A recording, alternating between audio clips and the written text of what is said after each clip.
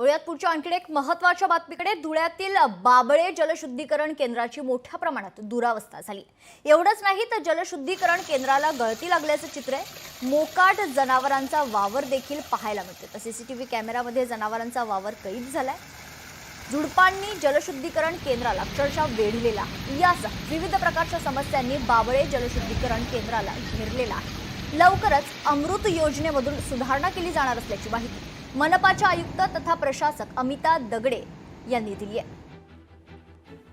तिथे आम्ही वॉचमन आणि बाकीची व्यवस्था करून ते संपू।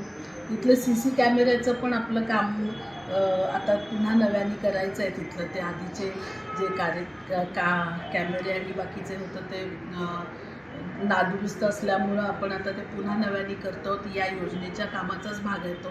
तर ते होईल या पुढच्या 1 महिना 1.5 महिन्यामध्ये। तिथल्या सगळ्या सुविधा आणि तिथल्या बाकीची कामं फुटवर मार्गी लागतील।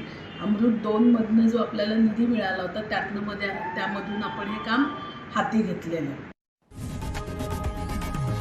लोकशाही मराठी ऐका, पहा, जागरूक रहा।